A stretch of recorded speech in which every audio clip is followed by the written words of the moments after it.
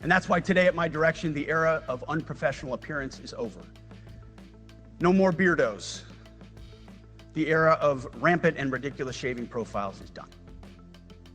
Simply put, if you do not meet the male-level physical standards for combat positions, cannot pass a PT test, or don't want to shave and look professional, it's time for a new position or a new profession.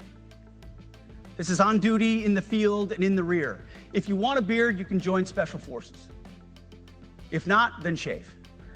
We don't have a military full of Nordic pagans, but unfortunately, we have had leaders who either refuse to call BS and enforce standards, or leaders who felt like they were not allowed to enforce standards. Both are unacceptable.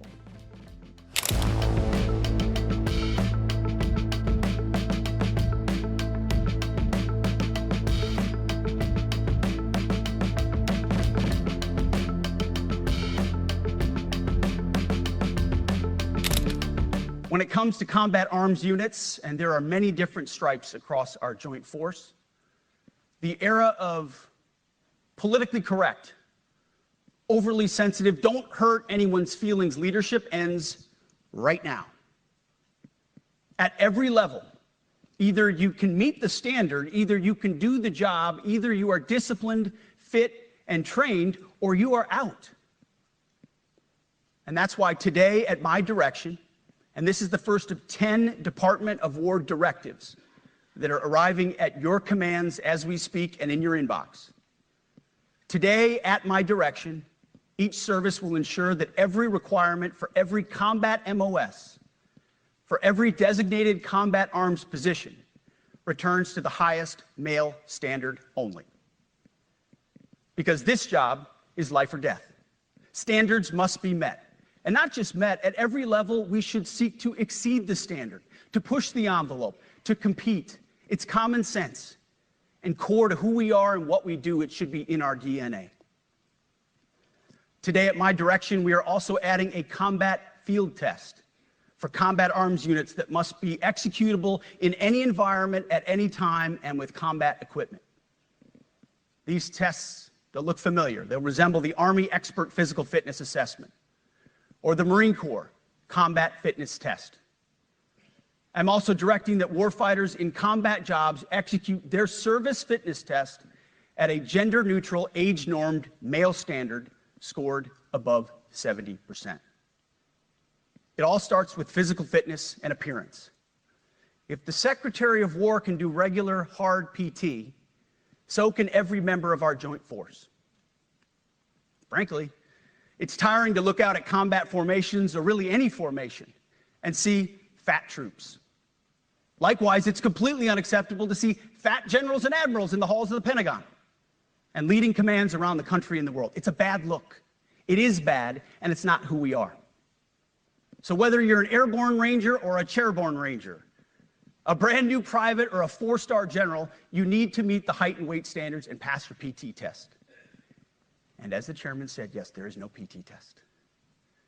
But today, at my direction, every member of the joint force at every rank is required to take a PT test twice a year, as well as meet height and weight requirements twice a year, every year of service. Also today, at my direction, every warrior across our joint force is required to do PT every duty day. Should be common sense. I mean, most units do that already, but we're codifying it. And we're not talking like hot yoga and stretching. Real hard PT, either as a unit or as an individual. At every level, from the Joint Chiefs to everyone in this room to the youngest private, leaders set the standard. And so many of you do this already. Active, Guard, and Reserve. This also means grooming standards.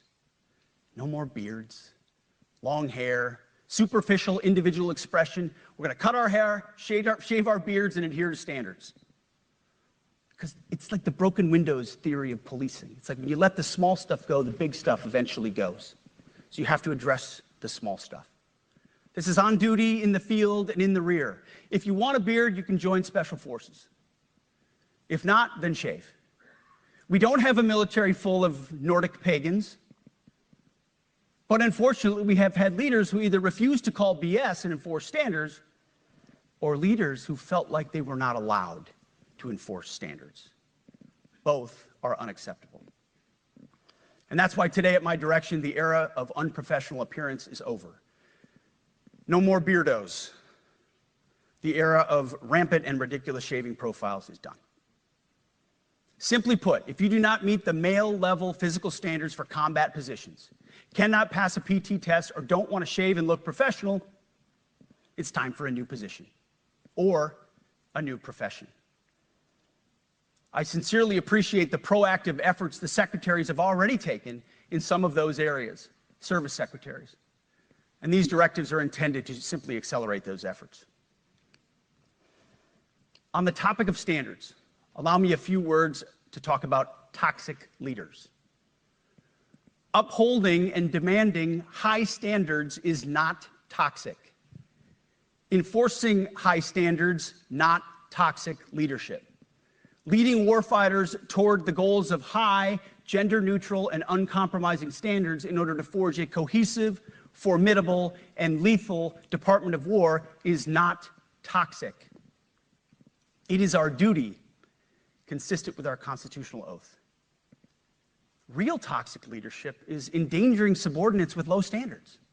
Real toxic leadership is promoting people based on immutable characteristics or quotas instead of based on merit. Real toxic leadership is promoting destructive ideologies that are an anathema to the Constitution and the laws of nature and nature's God, as Thomas Jefferson wrote in the Declaration of Independence. The definition of toxic has been turned upside down, and we're correcting that. That's why today, at my direction, we're undertaking a full review of the department's definitions of so-called toxic leadership, bullying, and hazing, to empower leaders to enforce standards without fear of retribution or second guessing. Of course, you can't do like nasty bullying and hazing. We're talking about words like bullying and hazing and toxic. They've been weaponized and bastardized inside our formations, undercutting commanders and NCOs. No more. Setting, achieving, and maintaining high standards is what you all do. And if that makes me toxic, then so be it. Second, today at our direction, we're ensuring that every service, every unit, every schoolhouse, and every form of professional military education conduct an immediate review of their standards. Now, we've done this in many places already, but today it goes across the entire Department of War. Any place where tried and true physical standards were altered, especially since 2015 when combat arms standards were changed to ensure females could qualify, must be returned to their original standard. Other standards have been manipulated to hit racial quotas as well, which is just as unacceptable. This too must end. Merit only. The president talks about it all the time, merit-based. Here are two basic frameworks I urge you to pursue in this process. Standards I call, my staff's heard all about them, the 1990 test and the E6 test. The 1990s test is simple. What were the military standards in 1990? And if they have changed, tell me why. Was it a necessary change based on the evolving landscape of combat? Or was the change due to a softening, weakening, or gender-based pursuit of other priorities?